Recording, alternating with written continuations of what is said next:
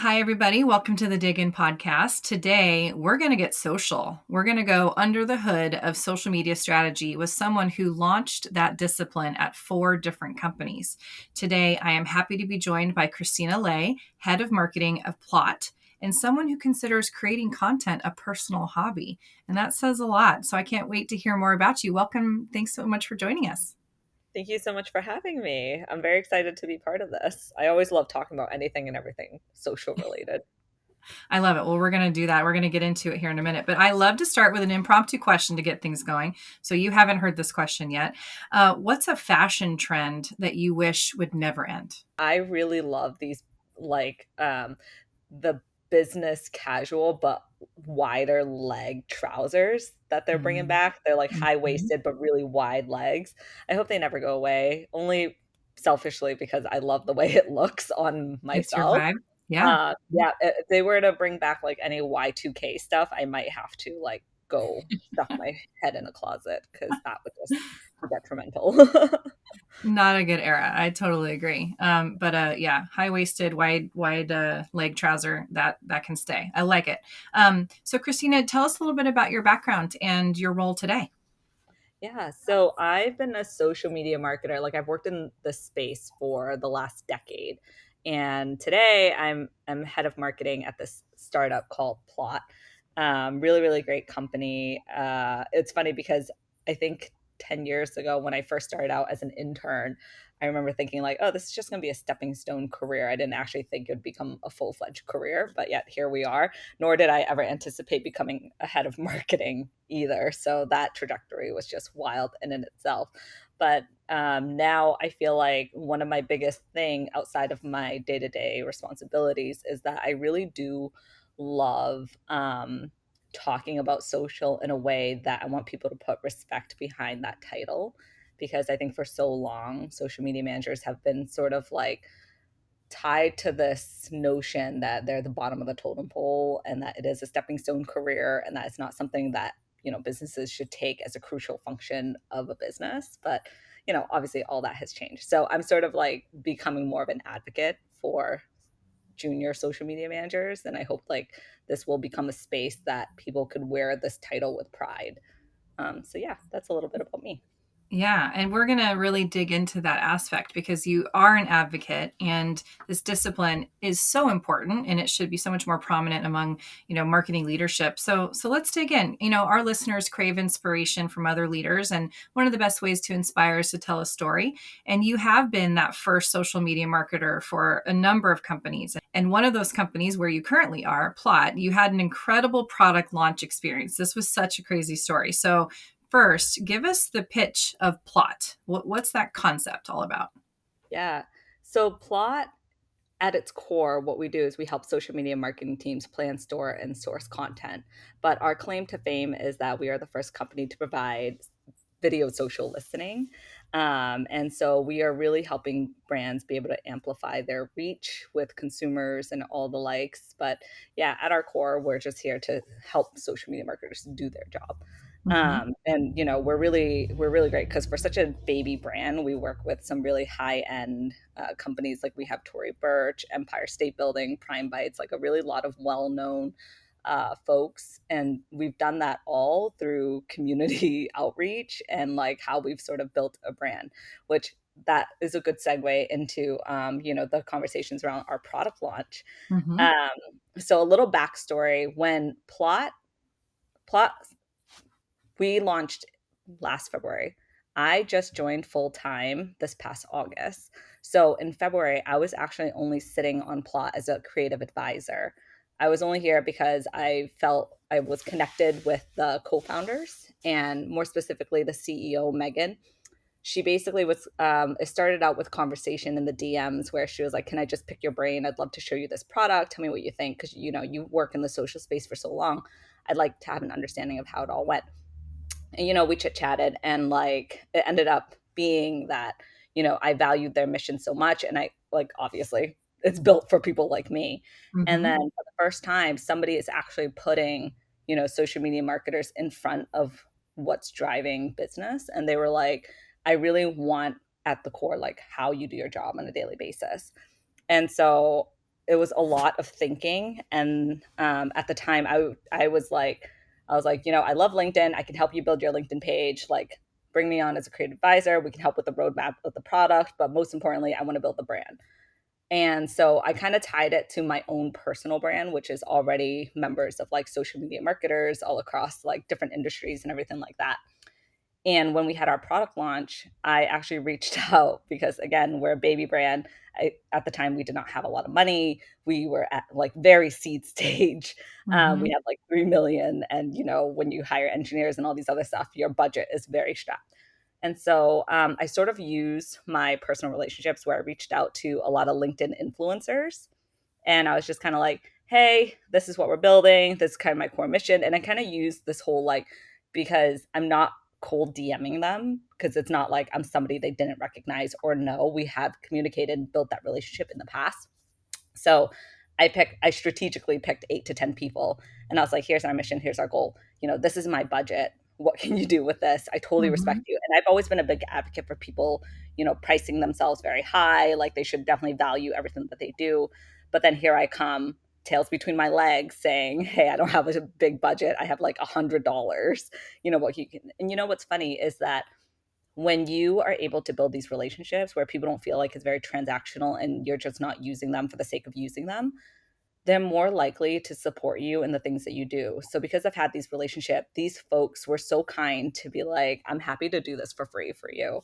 And during our product launch, what on that day, it was our first big launch. It was actually our whole company launch where we're saying like, we're going beta. You guys can finally sign up for the product. And we had created this whole video that had some New York creators come into our studio, and we recorded it and did all these things. And then all of these, those 8 to 10 LinkedIn influencers, they were like, we're happy to share this like on our own personal page. But what I did was like, I stood away from telling them like, this is what you should post. This is what you should say. I need you to post it on this hour. But because they work in social and they understand like the dynamic of how this works, they all just did it themselves. And the way they did it was so personal to them, and like why they want to support a business like Plot, who is Mhm. building for people like them. So it was just really like, it was truly community led growth. And it was a perfect match in the fact of like, we're not just picking some random person who just has a ton of followers on LinkedIn. No, we were very intentional with who we want to work with. And then it just so happened that, by the grace of really great luck and like awesome community, that they were so kindly to be able to say, like, happy to post free of charge, no worries. And I Right. think that actually landed us a lot of like news outlets and all these other things. Like even Sprout Social did a whole blog piece about it where they're like, this is how you do like LinkedIn influencer partnerships done right. But if people asked us at the time and they were like, how much did you spend on it? I was like, nothing. We like nothing. We were just like, charity, please. And Right, people were like, right. okay, Help a we girl just out. Well, help a so girl out. yeah, so talk more about that, because if you think about some of our listeners that are in B2B marketing, or just any marketer who's thinking about leveraging, influencers as part of their strategy, how do you select those influencers? What are some of the characteristics you look for in sort of that community that you built? Yeah, I think now with social is very hard, right? You have a lot of people who have, I think in the past it was like, if they have a lot of followers, clearly they have a lot of reach. Let's work with them. And that's kind of it. But nowadays it's like, because there are so many creators out there, there are so many posts happening, it's really hard to be able to make that genuinely good pairing with the company. And I think the worst that can happen with a brand is that you partner with the wrong person who doesn't necessarily align with your either your company values or what it is that you're trying to promote in general. I think when you want it to be really really good, you have to just think like, what is my end goal with this campaign? Is it just Mhm. pure awareness? Do I just want to reach as many people as possible, or do I want to be intentional and actually reach the subset of people that I know are going to eventually buy from me? And when I think of that, like in Plot's case, we knew that, like we knew from a very beginning that our ICPs were going to be social media marketers. Like, not, we're not generalizing all marketing. We're not saying like it's going to be for, data folks or any of that stuff. We were very, very intentional. We were like, we're going to build it for social media marketers. And that's who we're talking to. And luckily for us is that LinkedIn is such a good place for people to sort of like form their community on there, especially social media marketers who are avid like bloggers in their own rights. Like they Mhm. spill their feelings online. And honestly, that's how I built my personal brand. Is that I remember thinking a couple like years back, I was in a job that I didn't want to be in, and I was like, I never want to apply for a job again. But I also didn't have anybody as a mentor to be able to tell me like, am I thinking correctly when it comes to this job, because it was still so new. And so when I started posting on LinkedIn, I started getting validation, started getting advice and all these other things from people who are working in this field. So I guess the long-winded way, because now I'm like deriving into other areas, but the long-winded way of saying is like knowing who you're talking to and being able to find the folks who already are speaking naturally to that subset group of folks, like the Mhm. social media marketers that we work with. They're already posting about social media problems. They're already posting their hot takes. They're posting their advice. They're already sharing these things, because then that removes the workout from us. Because if you choose Mhm. somebody just because they have a large following, but they're not necessarily, talking about the things that you care about, it's a lot harder to educate them and have them to like switch their thinking and to write a certain way to try to attract a certain group of folks. It just doesn't work. And Right. so, That's genuine. yeah, you do have to take a lot of time to kind of like sit back and really analyze folks for a while. And it just so happened that because I was already in that community, it was easier for me to craft a list. And there were Sure. a few folks actually on that list that were like, "Oh no, Christina, not right now." But then after that one launch, they're like, "Oh, we're so happy to like now be a part of it if you need us." Yeah. And I was like, Yeah. "Oh, great." Well, the power of that community is crazy. And so you are preparing for this launch of really the company, but along with the product, you queue up these influencers. To your point, you try not to be too prescriptive and sort of let it come from their genuine voice. Did anything go wrong though? Was there anything where you're like, oh God, face plant, why did I do that? So there were a couple of hiccups that happened along the way, like some of which, we didn't necessarily tell people what time to post or anything like that, but there were a couple of folks who posted like 3 days later. Wow. So it wasn't like on the exact day. And then, but it wasn't anything major. Like it wasn't anything catastrophic that I was just like, oh no, I should have been more Mhm. strict with the briefs. And I think it's because, we got to work with folks who are used to doing campaigns like this day in and day out because they do it for their full-time job. And Mhm. so they just get to sit on the opposite side where they get to be the influencers for once versus being on the brand side. Right. Oh, that's interesting. Kind of, yeah, swapping sides there. So, how did you know it was a success? Did you have a milestone, like, some metric you were trying to hit with that launch? Yeah, so we wanted everybody to schedule a demo or sign up for our product through the self-serve site. And what ended up happening was LinkedIn had such a huge surge. I think we had like a 500% increase in scheduling a demo. And Wow. that's just a good indicator to us to say like, hey, there is momentum when you are really intentional with where you want to target, because we could have just done paid ads and I'm sure that would have brought in some results as well.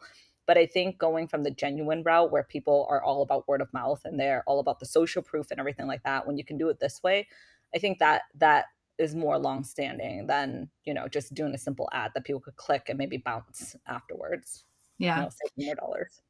Yeah. And when we were chatting, I asked you a question about, hey, how is this different when you're thinking about B2B marketing versus B2C? And you had a really strong response to that, which I loved. What's your feeling on the line between B2B marketing versus direct to consumer?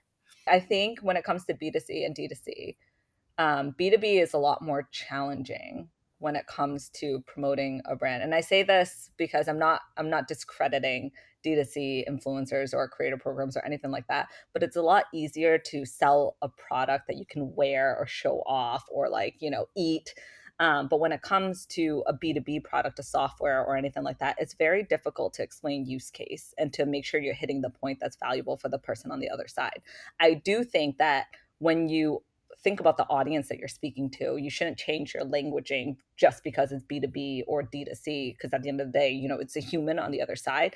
However, I think it's your messaging that gets really hard. And anybody who has had experience with sort of doing a product walkthrough or anything, it's very hard to speak concisely and succinctly. And also when it comes to the state of social, to be on trend and to be like still likable. So you have a very short opportunity to capture somebody's attention. And then after that, you can either keep it or you lose it. And if you lose it, then you know they're not going to trust you in your next video. So it's really hard because B2B content, I mean, what is that saying where people are like, it's boring to bits? Because, I think historically, the content is very difficult to sort of like get through because you have all of these points that you're trying to make use of, like, hey, this will help you save time, this will help you organize your life better, this will help you do this and that.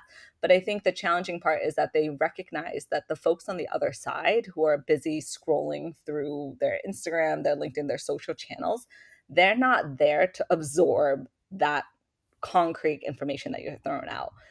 So it's like, how do you balance that?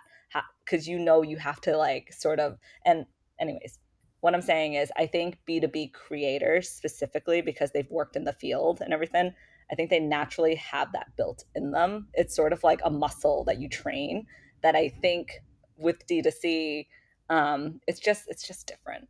It was a nuance, which was really important, because I think the core was you're always marketing to a human being. That was sort of one of the points that you shared. But what you're saying, first of all, you're preaching to the choir, because at our company we have a services part of our business that's highly consultative, and then we have a software portion of our business. And when it Mm. comes to marketing that portion of the business, what you listed off, it sounds like impossible, right? You have to be succinct, you have to be resonant, you have to be on Yeah. trend, you have to be likable. Like, holy, what else do you have to be to be Yes, an it's accepted message? so Like, hard. yeah, it's a lot. But I love what you're talking about. And I think it's going to give our listeners that, either if they are B2B marketers or some version of that, or work directly with consumers, that thinking about how your influencers and your strategy needs to be so pointed at what matters to that human being on the other end, and very relevant to their context. So you gave the example of, I'm scrolling through my socials, like what actually is going to capture my attention as a professional during my working day, versus Yeah. I'm, scrolling through social as a consumer and I see an Instagram ad. Like, we really believe in that, kind of implicit, visceral reaction that people have to marketing messaging, and then it needs to hit on a lot of different fronts. It's not easy. Yeah. It's not. And I've actually, and the joke has always been internally where I was like, I would love to be able to walk a day on the other side and be able to be like, here, Christina, like, go promote this lip gloss, because the amount of content that I would create on lip gloss alone would be next level, versus all the little details about this particular software that sometimes a lot of us, a lot of B2B creators, like, I'm lucky to be able to work at Plot, where I kind of like know our mission and our core and what we're building for. But a lot of times people work for companies like fintech and like all these other companies that are not as sexy of a Mhm. brand, right? And it can get really challenging to try to break through that noise and make it really engaging.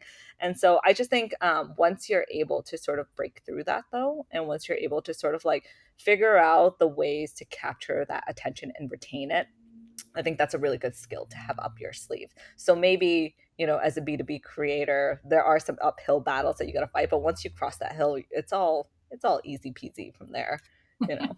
Well, you make it sound easy, that's for sure. So let's go to the kind of next part of the conversation, which is all about you as a thought leader. And you've already expressed a lot of your advocacy for the social media discipline and what you've described so far. But I'd love for you to talk a little bit more about what makes you so passionate about, furthering the discipline of social media marketing and what it really means. Yeah, I think, when I first joined this industry, it was still fairly new. I mean, I like to tell the interns that I work with right now, I'm older than Google. I came before Google. And then when we think about the social networks and how much it has changed and how quickly it has changed, it's the one job that keeps you humble forever. But the reason why I'm such an advocate around this topic is because I remember just thinking, like, everyone always calls this an intern's job, and that they think, oh, it's fun, it's trendy. The reason why you are in it is because you're the young one, you understand how to work a camera. So here you go. And I think what was missing for a long time is that the folks who are in this career early on, they didn't really have that guidance around like how you would expect from traditional marketing. I mean, they still split marketing and digital marketing up. And why do they do that? Because there are a lot of people who have that traditional marketing mindset that are still not aligned with what's happening in the digital space. The digital space being that is very heavily leaning towards social now. And I think social being one component where it was just a place that, you know, you could throw a Facebook ad on sometimes and you can show like a bit of your work culture, has now become such a crucial component to every single business because it provides such impact. People are going there, you know, for some social proof. You know, when your customer are upset about something, they're going to complain and make a video about it on social. You know, if they want to contact support, they'll most likely contact through your social channels before they reach out through an email. And it's just the way the nature goes. So that being said, I've found that while the pace in which social has become such a crucial point for businesses, the growth with having helping social media marketers has not grown as fast. Like Mhm. they are not given enough resources, they are not even given enough team members to be able, you usually have 1 to 2 team members max, if you're in a medium size, you know, company. Large companies can probably afford 4 or 5, but I'm really thinking in the next few years, you're going to start seeing more platform specialists. You're going to see people who are very specialized with, you know, certain areas of social. You already see that with paid versus organic, and then you also now have social support. But I think that being said, we're all still kind of working and trying to like understand the nuances of social as we go.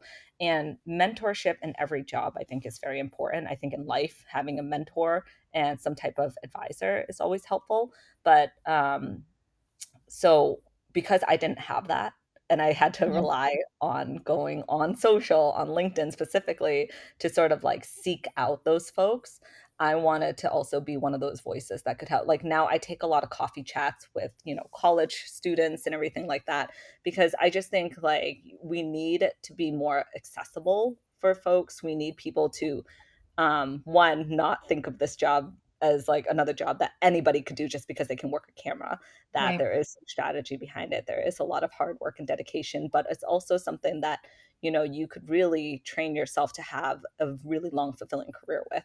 So I just want to be a voice for the folks who, you know, are saying it louder for the people in the back, because I went through a long period of time where I always felt like be seen, not heard. You just are the distribution arm. You are not the one who can take the creative lead.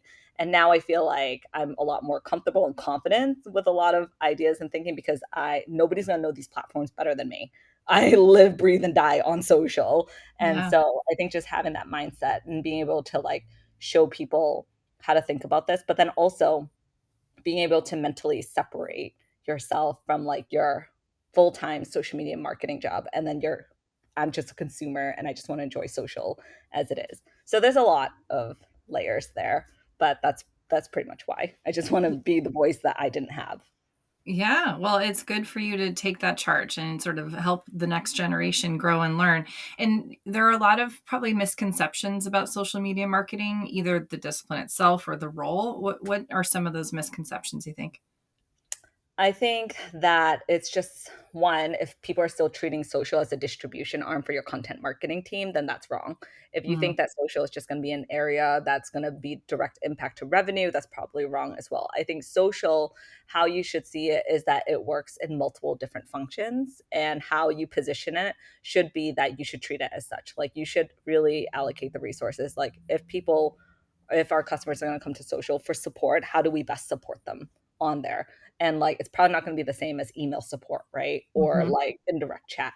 So how do you sort of like balance that out? And I think if you haven't worked in social before, it's very challenging to take on that role. Like I don't know if you've ever heard like in small teams, when a social media manager goes on vacation, oh, it's like the entire world has to be Shut down. shut Yeah. down for 2 weeks. They're like, what are we doing? It's almost a little too stressful. So I just think like, you know, it's not an intern's job, but it's also not a job for everyone. Okay, and what's your hot take on the future of social media marketing? I think you're not going to have a single social media manager anymore. I think you're going to have platform specialists that are really going to show up and show out. I think social media managers will definitely level up to become chief marketing officers and everything like that, because social is not going to be, it's not going to be like, you know, white papers. It's not going to go away. It's only going to grow more, unfortunately for us, because I feel like also as I'm getting older, I do want more breaks from social media, but it is a core aspect of all our lives. So, yeah, I think there's not going to be the role social media manager is probably going to be more clearly defined as more of a senior level versus just you're just running all the channels and creating content all day. Yeah. Well, that'll be an interesting evolution.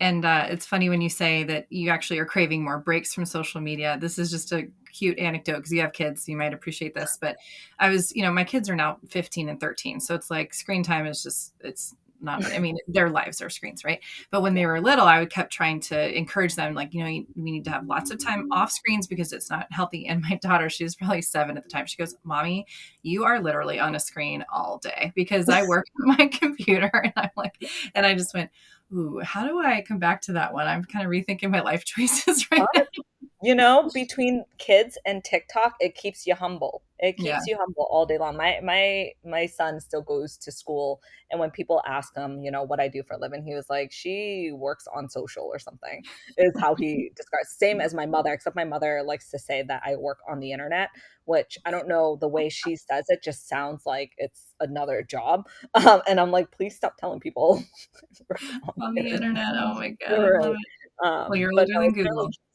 it certainly keeps you humble. I am very mindful of the impact around like mental health and social because I've worked on, and this is actually another area that I want to start talking about more in general too, is that social media marketers, it's really hard to separate and take those breaks because when you are sort of responsible for all the communications online and everything, like social is kind of a 24/7 job.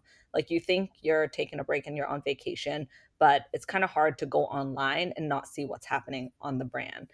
And Yeah. so that's why I think we need to advocate for more resources and more help for social teams to be able to sort of have that mental space to do their job really well and also be very creative and do all these other things, but then to also, if they want somebody to be in this for the long run and to have like an actually like fulfilling career and not have them want to jump off a bridge, we need to start supporting them more and like just recognizing that it could be mentally taxing to do this.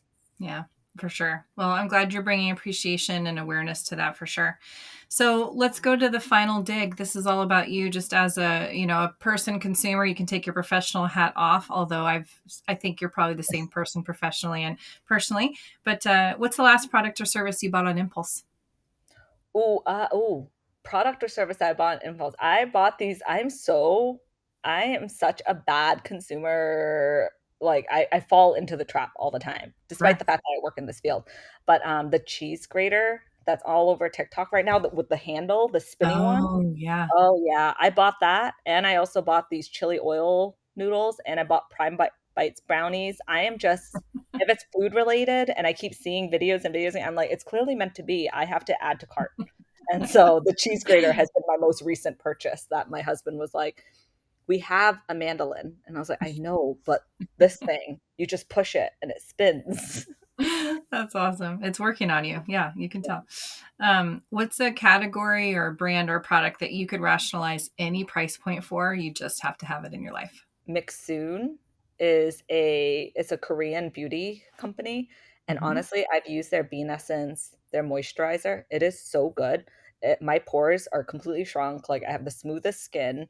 And so I don't care if they end up making their prices $300. Like I will buy. Luckily for us, it is not Yeah. $300. It's in like the $20-$30 range. Mhm. It's not bad, but it's so good. It keeps your face moisturized all day long. And every time I go somewhere, like at night, I don't even put makeup on anymore. I just do a whole facial thing. And then I Yeah. go up, people are like, wow, why is your face so good looking? And I'm like so clear. And it's just the Mixsoon. It's great. It's a Korean Soon. company. Yeah. I love it. I love it. I get to learn about so many cool products from this conversation. So that's excellent. And this one's my favorite. So brands have distinct personalities. What's a brand that you would date and what's a brand that you would marry? And they don't have to be the same brand. Let's be real.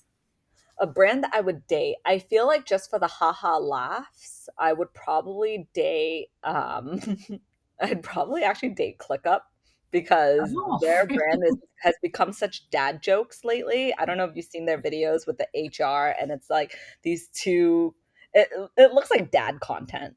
And I don't know, I just feel like I would date that because it's terrible jokes. It makes me laugh all day long. It's engaging enough to keep me, and it's relatable, and it's not toxic and telling me what to do and controlling. So I feel like that's Mhm. kind of good. I think I would marry a brand like Headspace. Mm, Only yeah. because, like, I would want somebody who could actually take care of me and understand me mentally and tell me, "Hey, you need a break." It's like, "You're right. Yeah. I do." Those are two great brands. Well, what keeps you inspired at work, Christina? You've really inspired me today, but what keeps you going every day?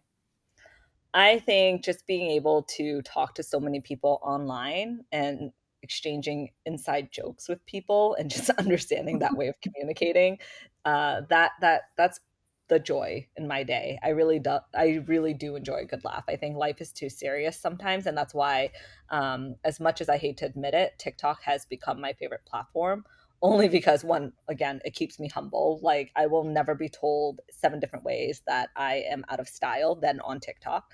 But, that being said, I do find a lot of hilarity throughout the time, and I think we need just more of that. I love it. I love it. Well, you can definitely pull off the high-waisted trousers again, just coming back to that. Don't let TikTok tell you any different. But this has been such a great conversation. I really do think that anyone that has any influence on marketing learned a lot about how to think about social, how to think about influencers. So thank you so much for giving your wisdom. It was a pleasure to have you. And thank you so much for having me. This has been great.